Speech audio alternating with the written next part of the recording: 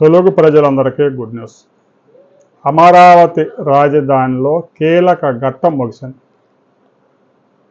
ప్రభుత్వం ప్రతిష్టాత్మకంగా తీసుకున్న MLA, MLC, IAS, IPS, IRS quarters, జడ్జిల బంగ్లాలు, ప్రధాన కార్యదర్శుల బంగ్లాలు అన్ని పనులన్నీ పూర్తయి ఇక గృహప్రవేశానికి సిద్ధంగా ఉన్నాయి.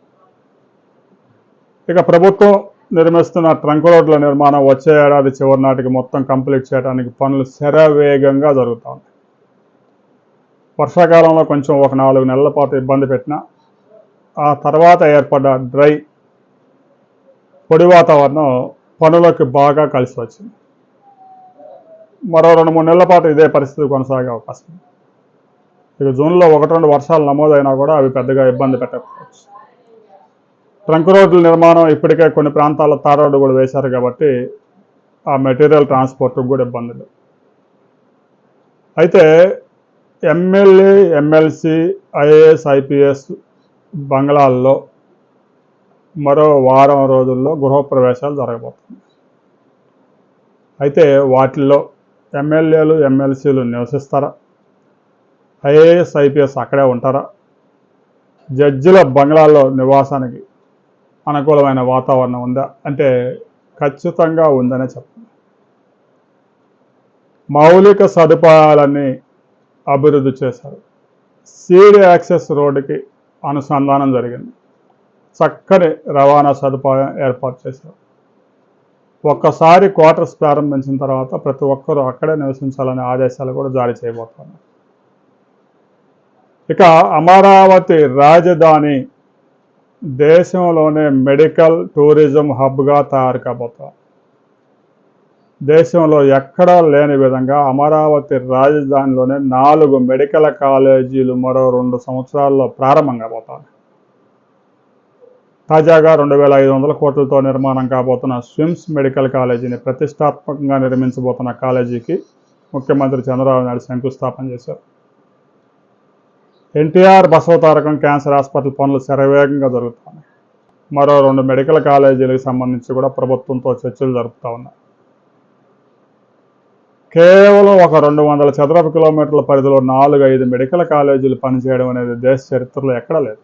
ఇప్పటికే ఎయిమ్స్ మెడికల్ కాలేజీ అద్భుతంగా పనిచేస్తూ ఉంది. ఎన్ఆర్ఐ మెడికల్ కాలేజీ ఉంది. రాబోయే రోజుల్లో అమరావతి రాజధాని విద్య, వైద్యం, పర్యాటకానికి పరిపాలనా కేంద్రంగా ఒక గుర్తింపు తెచ్చుకోబోతూ ఉంది. రాబోయే 20 సంవత్సరాల్లో అమరావతి రాజధాని ప్రపంచంలోనే ద బెస్ట్ సిటీస్లో ఒక సిటీగా నిలవబోతూ ఉంది అనడంలో ఎలాంటి అతిశయోక్తి లేదు. ఇక అమరావతి రాజధాని ఫేజ్ 3, గతంలో ఫేజ్ 2 అన్నారు. 7 గ్రామాలు, ఆ 7 గ్రామాల్లో ల్యాండ్ పూలింగ్ పూర్తయిపోయింది. మరలా ఇప్పుడు దాన్ని ఫేజ్ 2 అని చెప్పేసి మరలా అమరావతి మండలంలో ఎండ్రాయి వరకు భూసేకరణకి రైతుల దగ్గర నుంచి అభిప్రాయాలు తీసుకుంటా ఉన్నారు. మరో 44,000 ఎకరాలు రైతుల నుంచి తీసుకునేందుకు రైతుల అభిప్రాయాలు సేకరిస్తూ ఉన్నారు. రైతులు కొన్ని అభ్యంతరాలు వ్యక్తం చేస్తూ ఉన్నారు. వారి అనుమానాలని అధికారులు నివృత్తి చేస్తూ ఉన్నారు. ప్రభుత్వం రైతులకి న్యాయం చేసిన తర్వాతనే వారి నుంచి భూమి తీసుకోవడానికి సిద్ధమవుతూ ఉంది. ప్రభుత్వం ఫేజ్ 3కి సంబంధించి వెంటనే క్లారిటీ ఇచ్చి రిజిస్ట్రేషన్లకి, లేఅవుట్లకి అనుమతులు ఇస్తే అమరావతి రియల్ ఎస్టేట్ రంగం హైదరాబాద్ మించిపోతుంది. అయితే ప్రభుత్వం ఇమ్మీడియట్గా దీని మీద యాక్షన్ తీసుకోవాలి.